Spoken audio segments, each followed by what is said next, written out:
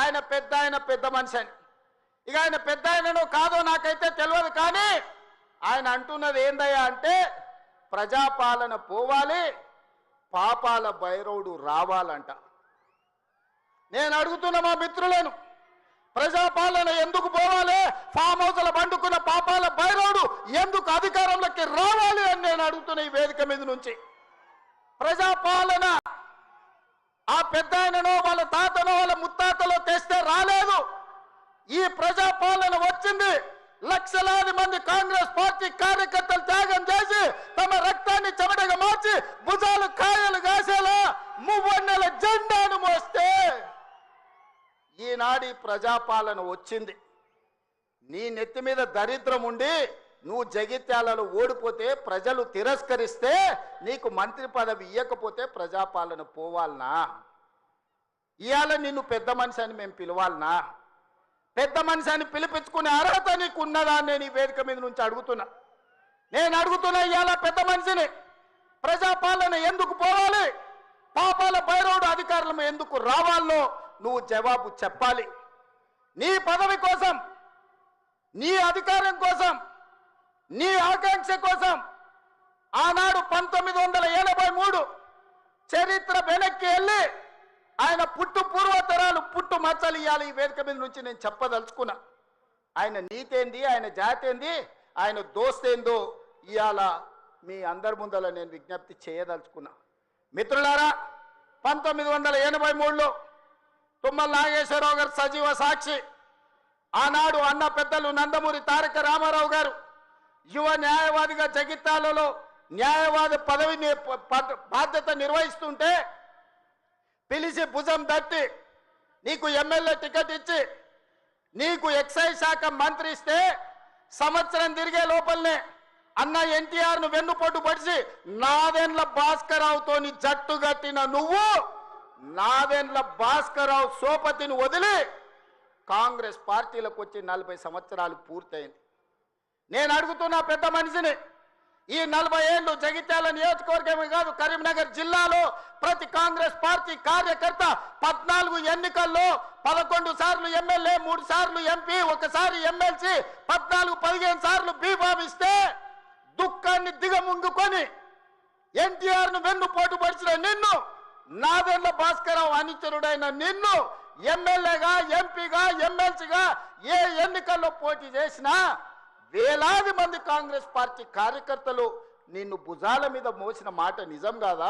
పల్లకిలో అసెంబ్లీకి పంపిన మాట నిజం కాదా? మిత్రులారా, 40 ఏళ్ళు నీ కోసం, నీ పదవి కోసం, నీ కుటుంబంలో జడ్పీటీసీ, ఎంపీపీ ఏ పదవి వచ్చినా నీ కుటుంబానికి ఇచ్చుకున్నా జగిత్యాల కాంగ్రెస్ పార్టీ కార్యకర్తలు మౌనంగా నీ కుటుంబానికి ఊడిగం చేసిన మాట నిజం కాదా?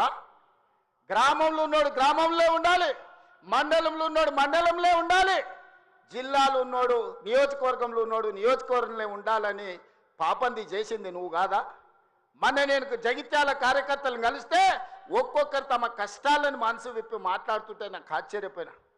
గాంధీ భవన్ చూసి ఒక నాయకుడు చాలా సంవత్సరాల తర్వాత మెట్రోలో పోతుంటే గాంధీ భవన్ కనిపిస్తే ఆనందంతో కన్నీళ్లు గారిని ఆనంద బాష్పాలు గార్చిన మెట్రోలో నన్ను ఇట్లా గాంధీ భవన్ చూసిన మా నాయకుడు ఎన్నడూ నన్ను గాంధీ భవన్కు తీసుకుపోలేదని చెప్తుంటే నాకు నిజంగా మనసులో కలుక్కుమన్నది. ఇట్లాంటి కర్కోటకులైన నాయకులు ఉంటారా అని. అలాంటి నాయకుని కూడా జగిత్యాల ప్రజలు 14 సార్లు బీమా ఇస్తే ఎన్నో సార్లు ఓడిపోయినా వదలకుంటేనే ఆయన వెనకాల నిలబడి, ఆయన అండగా నిలబడి ఆయన భుజాల మీద మోస్తే ఒక్క ఏడాది పదవి లేకపోతే మీ గుండెల మీద దాన్ని మిమ్మల్ని మోసం చేసి పారిపోతాడా అని నేను అడుగుతున్న మిత్రులారా, ఇది న్యాయమా? ఇదేనా నీ జాతి, నీ నీతి? ఈ వయసులో నువ్వు 40 ఏళ్ళు నీ జెండా మోసి నిన్ను మోసిన కార్యకర్తల గుండెల మీద దాన్ని మోసం చేసి శత్రువు సంతను చేరుతావా? శత్రువు సంకలు చేరి ప్రజాపాలన పోవాలంటావా? ఇట్లాంటోడు పెడితే పెళ్లి కోరుకున్నాడంట, పెట్టకపోతే సావు కోరుకున్నాడంట. ఇంతకంటే ఉదాహరణ ఇంకేమన్నా ఉందా? నేను అడుగుతున్న పెద్ద మనిషిని, ఈ ప్రజాపాలన ఎందుకు పోవాలి? 10,000 కోట్ల రూపాయల ఆడబిడ్డలకు మహాలక్ష్మి పథకం ద్వారా ఆర్టీసీలో ఉచితంగా అమ్మవారిని దర్శించుకోవాలన్నా, అమ్మగారి ఇంటికి పోవాలన్నా మా అక్కలందరినీ ఆర్టీసీలో ఉచితంగా ప్రయాణం ఇచ్చినందుకు ప్రజాపాలన పోవాలనా? తెలంగాణ ఉద్యమంలో సమితలైన శ్రీకాంతాచారి, వేణుగోపాల్ రెడ్డి, ఈశాన్ రెడ్డి, కానిస్టేబుల్ కిష్టయ్య ఆదర్శంగా మొదటి సంవత్సరంలోనే 70,000 ప్రభుత్వ ఉద్యోగాలు ఇచ్చి గ్రూప్ 1, గ్రూప్ 2, గ్రూప్ 3, గ్రూప్ 4 డాక్టర్లను, ఇంజనీర్లను 70,000 ప్రభుత్వ ఉద్యోగాలు ఇచ్చినందుకు ఈ ప్రజాపాలన పోవాలనా?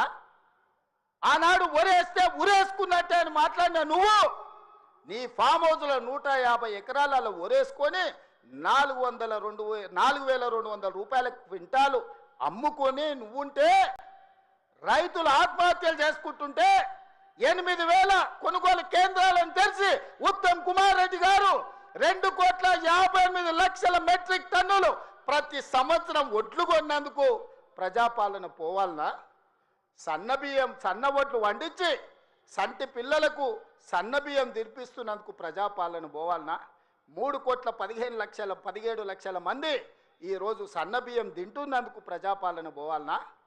ఇవాళ పేదవాళ్ళు డబుల్ బెడ్రూమ్ ఇల్లు అంటివి, డబ్బా ఇండ్లు వద్దంటివి, కొడుకు కోడలు ఉంటే ఏడ ఉంటారంటివి, అల్లుడు బిడ్డ పండుగకు వస్తే ఏడవంటారంటివి, కుక్క పిల్ల గొర్రె పిల్ల ఉంటే ఏడ కట్టేయాలంటివి. నేను అడుగుతున్న ఈడు ఉన్న మా యువకులను, మీ ఊర్లో డబుల్ బెడ్రూమ్ ఇల్లు వచ్చిందా? ఆ దరిద్రుడు మీకు ఇల్లు ఇచ్చిందా? 10 ఏళ్ళు మీకు ఇల్లు ఇవ్వలే కానీ ఎర్రవల్లి ఫామ్ హౌస్లో 1000 ఎకరాలలో ఆయన గడి నిర్మించుకున్నాడు. జన్వాడలో కొడుకు ఫామ్ హౌస్ నిర్మించుకున్నాడు. మోయినాబాద్లో తాటి చెట్టు నిర్మించుకున్నది. శంకర్పల్లిలో ఆయన బిడ్డ నిర్మించుకున్నారు ఫామ్ హౌస్. ఉండడానికి గడిగా ప్రగతి భవన్ కట్టుకున్నాడు. వాస్తు సక్క లేదని సచివాలయాన్ని కట్టుకున్నాడు. మీ పేదలకు ఎవరికన్నా ఇల్లు ఇచ్చిండా?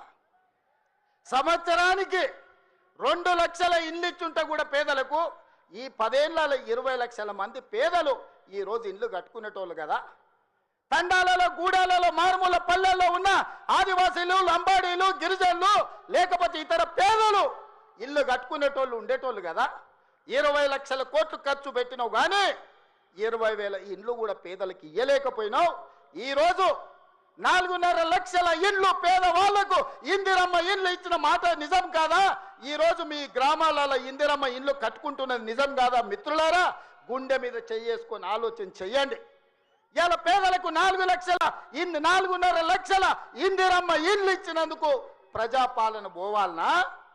డబుల్ బెడ్రూమ్ ఇండ్లతో మోసం చేసిన పాపాల బైరోడు రావాలనా? ఒక్కసారి ఆలోచన చేయండి మిత్రులారా. ఇండ్లే కాదు, ఇల్లాలి కళ్ళల్లో ఆనందం చూడాలని 200 యూనిట్ల ఉచిత కరెంటు ప్రతి ఇంటిలో వెలుగులు నింపినందుకు, పేదవాడి కళ్ళల్లో ఆనందం చూసినందుకు ప్రజాపాలన పోవాలనా? ఇవాళ అదే కాదు, మహాలక్ష్మి పథకం ద్వారా ఆడబిడ్డలకు బస్సు ప్రయాణం ఇచ్చినందుకు ఈరోజు ప్రజాపాలన పోవాలనా అని నేను అడుగుతున్న మిత్రులారా. మీరు ఒక్కసారి ఆలోచన చేయండి. ఇల్లు ఇస్తమే, ఇంట్లో కరెంట్ ఇస్తమే, 500 రూపాయలకు సిలిండర్ ఇస్తమే, సన్న బియ్యం ఇచ్చి కడుపు నిండా బువ్వ పెడితే, ఇందుకోసం ఈరోజు ప్రజాపాలన పోవాలనా? అంటే ఈ ప్రభుత్వాలు ధరల కూడిగం చేయాలి, గడిల ముందల బానిస బతుకు బతకాలనా అని నేను అడుగుతున్నా. ఇవాళ ఈ ప్రభుత్వం 70,000 ఉద్యోగాలు ఇచ్చింది, 21,000 కోట్ల రైతు రుణమాఫీ చేసింది. ఈ ప్రభుత్వం 28 నెలలలో రైతులకు 1,50,000 కోట్ల రూపాయలు ఖర్చు చేసిన మాట నిజం కాదా? ఆనాడు మా అక్కలీడు ఉన్నారు, పాలపిట్టల లెక్క బతుకమ్మ చీరలు ఇచ్చితే ఏం చేసిండ్రక్క? పొలాల కాడ పిట్టలను బెదరగొట్టడానికి గట్టి రవునా? ఎన్నడన్నా ఈ తెలంగాణలో ఏ ఆడబిడ్డ అన్నా బతుకమ్మ చీరలు కట్టుకున్నారా? ఎన్నడన్నా పండుగ చేసుకున్నారా? నేను ఇవాళ మా అక్కల్ని అడుగుతున్నా, ఇందరమ్మ చీరలు మా సీతక్క మీకు పంచుతే ఈరోజు వేలాది మంది పాలపిట్టలక్క చీరలు కట్టుకొని మా తమ్ముడు వచ్చిండు, మాకు చీర పెట్టిండు, మాకు సారె పెట్టిండు, మా తమ్ముడిని ఆశీర్వదించాలని ఇవాళ వేలాది మంది మా అక్కల ఆత్మగౌరవంతో కట్టుకురు. ఈ పక్కలు ఉన్న మా సోదరులు, అమ్మో మా ఆవిడ కూడా మంచిగా అందంగా ఉందే ఏందో అనుకున్నా అని పాలపిట్ట చీరల భార్యను చూసి సంతోషపడుతురు. ఇవాళ 1 కోటి మంది ఆడబిడ్డలకు 1 కోటి చీరలు ఇచ్చినందుకు, ఇందిరమ్మ చీరలు ఇచ్చి వాళ్ళ కళ్ళల్లో ఆనందం చూసినందుకు ఇవాళ మేము దిగిపోవాలనా?